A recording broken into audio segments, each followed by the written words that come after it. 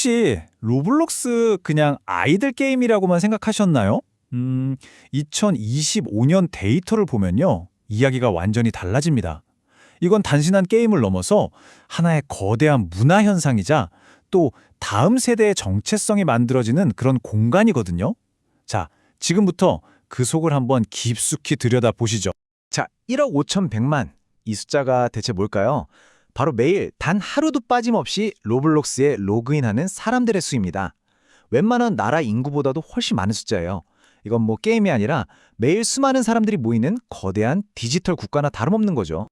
그리고 이 디지털 국가의 국민들은요. 매일 평균 2.8시간, 그러니까 거의 3시간 가까이를 바로 이곳에서 보냅니다. 잠깐 즐기는 게임 수준이 아니라는 거죠. 학교 끝나면 접속하고 잠들기 전에 또 들르는 말 그대로 삶의 일부가 되었다는 뜻입니다. 와, 이 숫자는 정말 더 놀랍습니다.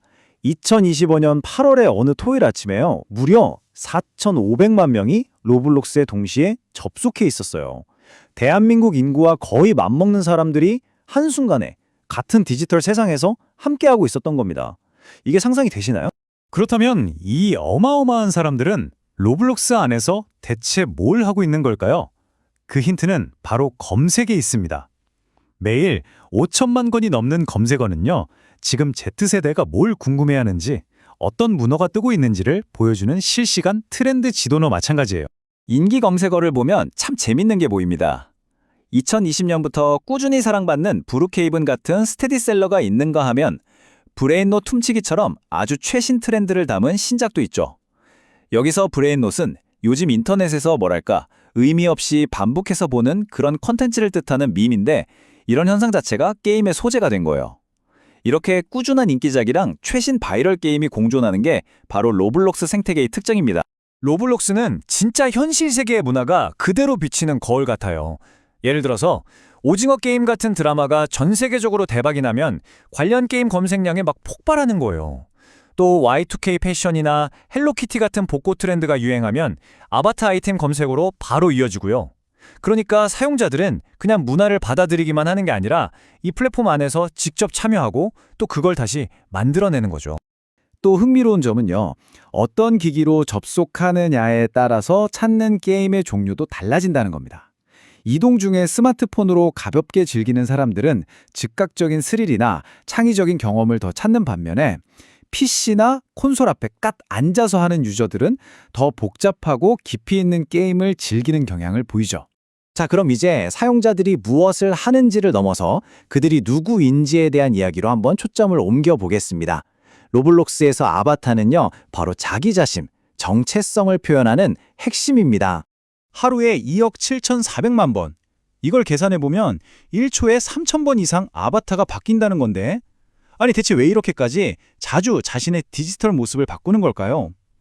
이 질문 속에 Z세대가 자기를 표현하는 방식에 대한 아주 중요한 실마리가 숨어 있습니다. 그 답은 바로 여기에 있습니다. Z세대에게 아바타는 그냥 게임 캐릭터가 아닌 거예요. 자신의 창의성을 마음껏 표현하고 현실에선 좀 해보기 어려운 새로운 정체성을 실험하고 또 그날그날 기분에 따라서 자기를 드러내는 아주 핵심적인 자기 표현 도구인 거죠. 이 문장 정말 많은 걸 생각하게 만들죠?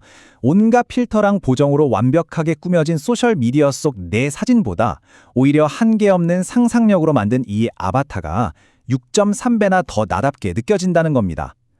어쩌면 현실의 제약에서 벗어났을 때 비로소 더 진짜 나를 표현할 수 있다고 느끼는 걸지도 모르겠네요. 자기 표현은 옷차림에서 끝나지 않습니다. 아바타의 몸짓, 바로 이모트가 새로운 언어가 되고 있어요. 춤으로 기쁨을 표현하고 어떤 제스처로 우리끼리 유대감을 만들고, 이모트는 감정과 개성을 드러내는 정말 중요한 비언어적 소통 수단으로 자리를 잡았습니다. 자, 이제 마지막 주제로 넘어가 보겠습니다.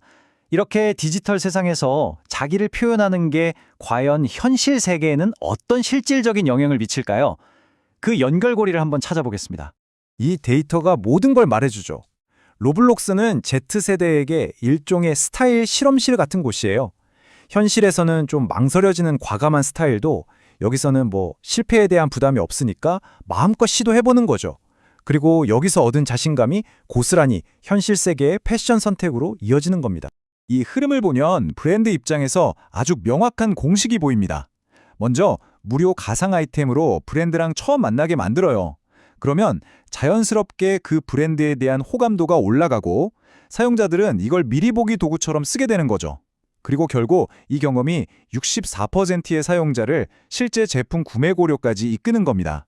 가상 경험이 현실 구매로 이어지는 확실한 다리가 되는 거죠. 그리고 이 모든 흐름의 정점을 찍는 숫자가 바로 이겁니다. 94%. 무료 가상 아이템을 경험한 Z세대 10명 중에 9명 이상이 실제로 그 브랜드의 현실 제품을 찾아봤다는 뜻이에요. 이건 더 이상 가상과 현실을 나누는 게 의미가 없다는 걸, 그리고 디지털 경험이 얼마나 강력한 마케팅인지 제대로 보여주는 거죠. 자, 그럼 이 모든 걸 종합해 볼 때 우리는 어떤 결론을 내릴 수 있을까요?